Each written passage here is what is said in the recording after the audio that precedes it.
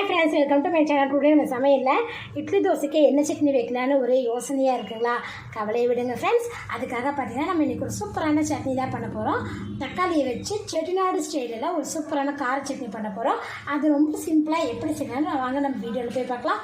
வீடியோக்குள்ளே பார்க்கணும் நம்ம சேனல் நீங்கள் சப்ஸ்கிரைப் பண்ணிக்கலாம், சப்ஸ்கிரைப் பண்ணிக்கோங்க. பக்கத்தில் இருக்கிற பெல் ஐக்கான் பண்ணினா கிளிக் பண்ணுங்கள்.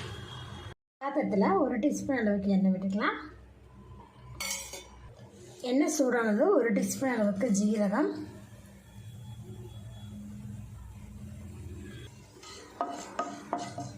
ஜீரகம் எண்ணெய் நல்லா பொரிஞ்சதுமே 10லேருந்து 12 சின்ன வெங்காயம் எடுத்துருக்கேன். இந்த சட்னி பண்ணுறதுக்கு சின்ன வெங்காயம் சேர்த்துக்கீங்க. அதான் பார்த்தீங்கன்னா உங்களுக்கு நல்லா டேஸ்ட்டாக இருக்கும். வெங்காயத்தை லைட்டாக வதக்கிக்கலாம். வெங்காயத்தை லைட்டாக வதக்கி விட்டுட்டேன். இப்போ இது கூட நான் 5 பல்லு பூண்டு சேர்த்துக்கிறேன். பூண்டையும் லைட்டாக வதக்கிக்குவோம். பூண்டு லைட்டாக வதங்கியுமே 10 வரமிளகா எடுத்துருக்கேன். வரமிளகா இது கூட சேர்த்துட்டு மிக்ஸ் பண்ணிவிட்டு லைட்டாக வதக்கி விட்டுக்கிறேன்.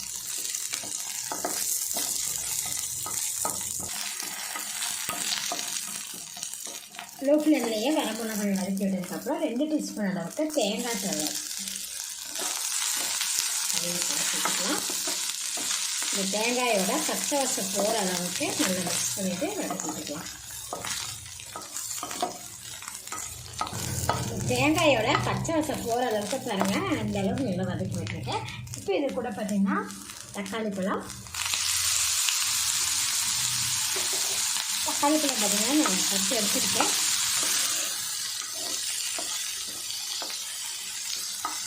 வாஷ் பண்ணிட்டு இந்த மாதிரி சின்ன சின்னதாக கட் பண்ணி போட்டுக்கோங்க. தக்காளி இதை கூட சேர்த்து நல்லா மிக்ஸ் பண்ணிடுவோம். தக்காளி வதங்கிறதுக்காக இதில் பாருங்கள் கொஞ்சமாக உப்பு ஆட் பண்ணியிருக்கேன். சேர்த்துட்டு நல்லா கலந்து விட்டுருங்க. தக்காளி இந்த அளவுக்கு நல்லா வதக்கி விட்டால் போதும்.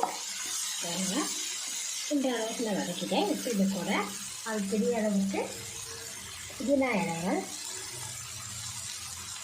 அது பெரிய அளவுக்கு கொத்தமல்லி தழை வாஷ் பண்ணி போட்டுக்கோங்க. ஏன்னா புதினா கொத்தமல்லி தழை எல்லாம் பார்த்தீங்கன்னா உங்களுக்கு மண்ணில் இருக்கும். அதனால் ஒரு டைம் வாஷ் பண்ணிட்டு சேர்த்துக்கேன்.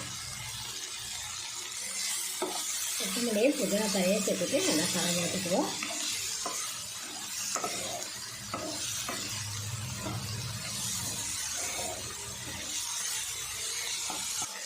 புதினா சேர்க்கிறங்காட்டி ஃப்ளேவர் பார்த்திங்கன்னா சூப்பராக இருக்கும். ஜீரகம்லாம் சேர்க்கிறங்காட்டி எதுக்கு ஜீரணமும் ஆயிடும். பாருங்க, எல்லாமே நல்லா சூப்பராக வதங்கிடுச்சு. இப்போ நம்ம ஆஃப் பண்ணிடலாம். இது கொஞ்சம் ஆறட்டும்.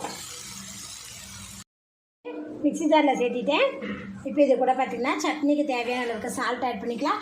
ஏற்கனவே தக்காளி வதங்கிறதுக்காக நான் சால்ட் ஆட் பண்ணியிருந்தேன். அதனால இப்போ கொஞ்சமாக சால்ட் சேர்த்திட்டோம். இப்போ தண்ணி சேர்த்துக்காமல் இதை அரைச்சி எடுத்துக்குவோம். இந்த அளவுக்கு அரைச்சிருக்கோம். இப்போ இதை மிக்சிங் பவுலுக்கு மாற்றிக்கலாம். தாளிக்கிற கரண்டியில் 1 டீஸ்பூன் அளவுக்கு ஆயில், கடுகு 1/2 டீஸ்பூன், உளுந்து பருப்பு 1 டீஸ்பூன், இது கூட ஒரு கொத்து கருவேப்பிலை. கடுகு உளுந்த பருப்பில் எண்ணெய் நல்லா பொரிஞ்சதுமே நம்ம ஸ்டவ் ஆஃப் பண்ணிடலாம்.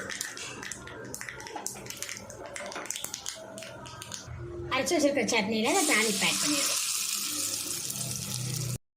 செட்டிநாடு ஸ்டைலில் தக்காளி கார சட்னி பண்ணிட்டோம். இட்லி தோசைக்கெல்லாம் சைடு வச்சு சாப்பிட்றது ரொம்ப சூப்பராக இருக்கும் ஃப்ரெண்ட்ஸ். எக்ஸ்ட்ரா 2 இட்லி சேர்த்து சாப்பிடுவாங்க. அந்தளவுக்கு சட்னி பார்த்திங்கன்னா டேஸ்டியாக இருக்கும்.